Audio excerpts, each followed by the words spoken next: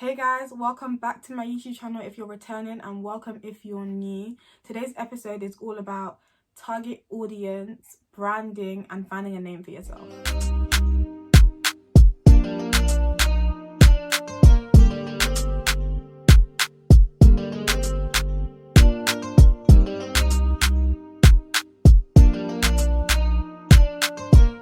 Before we get into today's episode, I want to talk about the hair I'm wearing on my head today, and it's actually my own hair.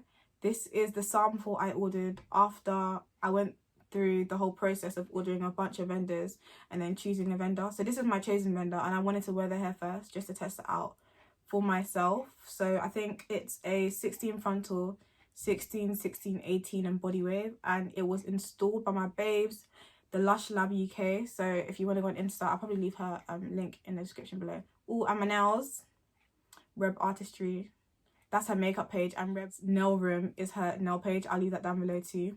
Anyways, I'm getting off track. Let's go into today's episode. So the first thing is target audience.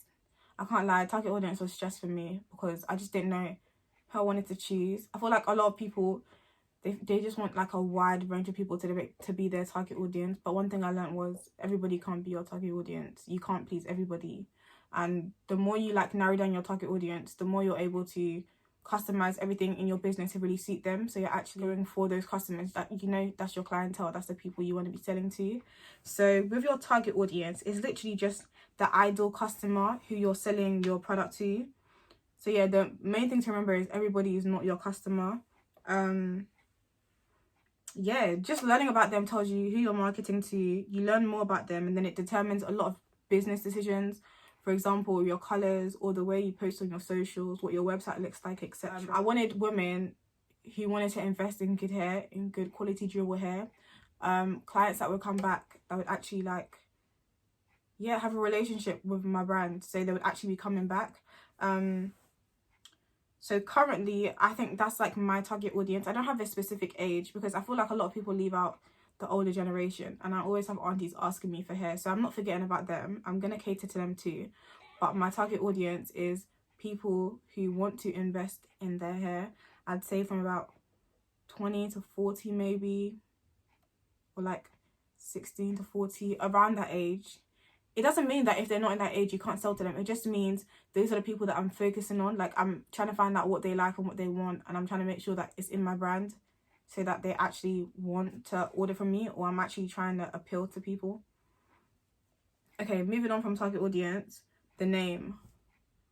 Finding a name, especially for a hair brand or a lash brand, is so hard because I feel like everyone's got Lush or like Deluxe, like, you know, all those names that everybody has, Slade, Hair by, like everybody has those names. If I search it, a load of people will come up on Insta, and I wanted it to be a brand name that's like not recognizable with anybody else's. I wanted it to be like, when you hear it, you know it's mine, and I can still go into other things. I don't have to just limit myself to hair. I was thinking for ages. I'll probably like add my list on here, but there was just so much. There was so much. In the end, I realized like I have such a love and a passion for my culture. I'm Nigerian, and more importantly, I'm Yoruba. So I'm absolutely in love with the Yoruba culture. I don't know why, I'm just obsessed with it. So I kind of wanted to put that into my name or my brand in some way. So Shorire is actually Yoruba. It means like, have you seen joy, good fortune? Like, it's just all types of good vibes. It's actually Shorire. That's actually how you say it. Shorire or Shorire. There's two ways to say it. So Shorire or Shorire. But for everybody else, everyone's just going to call it Shorire. But that's what it means. The way I found it was so weird. I was just thinking, I want Yoruba, I want Yoruba, I want Yoruba. And I was making a list. And I was thinking, what's my favourite Yoruba songs? And I went to a couple. And then I was listening to Tiwa Savage 1, which is a very underrated song. She should have blown that up more. I love that song so much. And the song is just about she literally goes back to her roots, and she talks about how like she's one of the people that have made it, like just like declaring onto her future.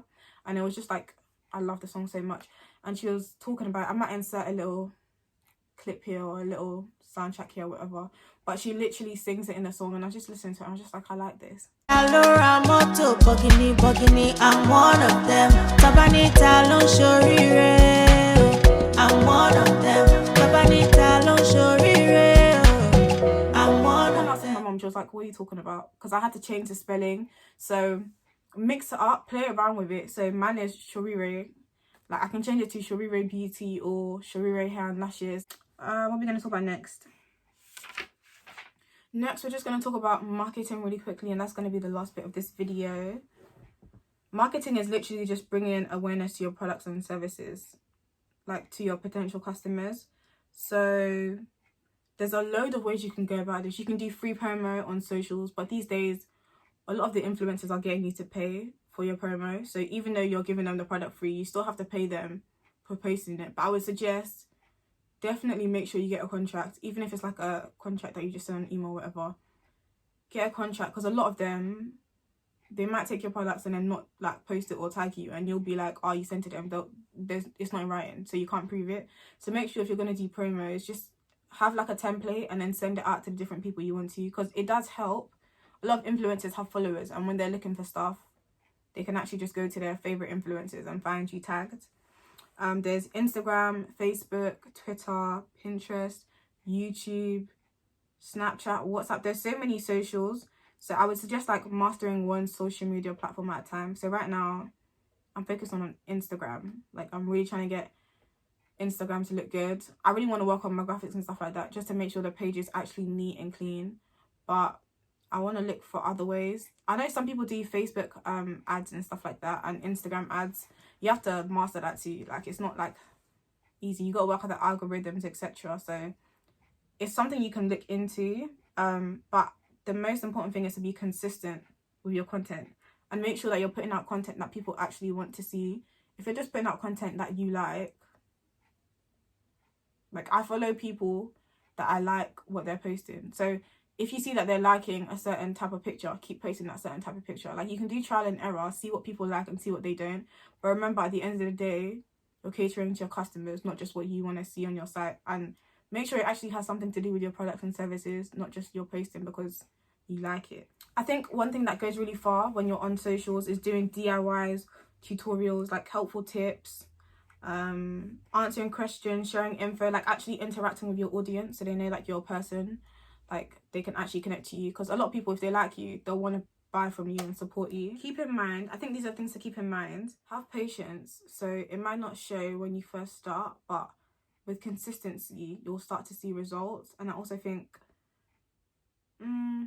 just like build trust with your customers, because they might not want to buy from you from just seeing one post. They might want to see consistent good hair or consistent good lashes. Like, if you're spending your money, you want to know that what you're spending your money on is actually good. So be consistent, build the trust with your customers. Try and be social. Don't just like always be every day, oh, I'm selling. Like, try and actually build something first.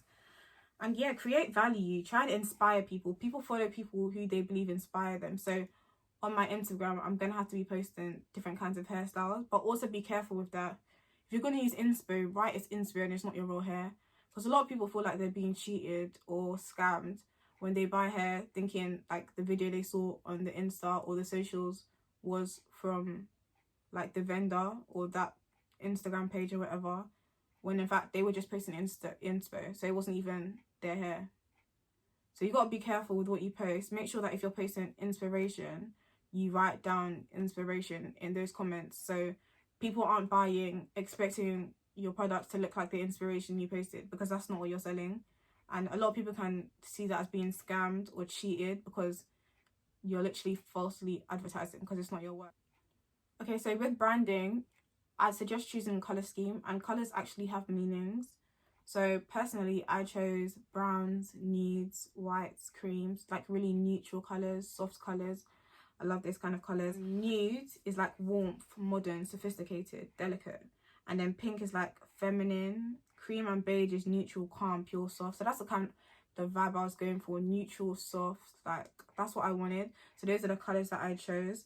Those colours need to be in line with everything I'm doing. My packaging, my social media, my website.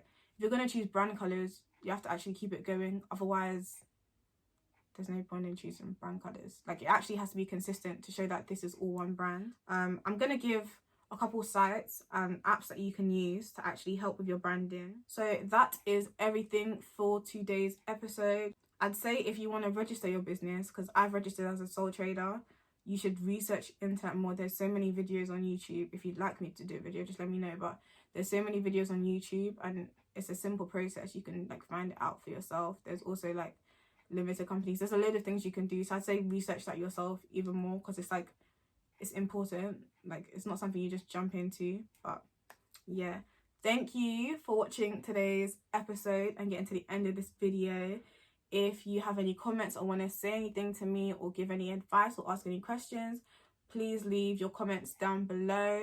If you like this video, please like the video. And if you want to see more, subscribe and turn on your notification bell so you get the next episode when I post.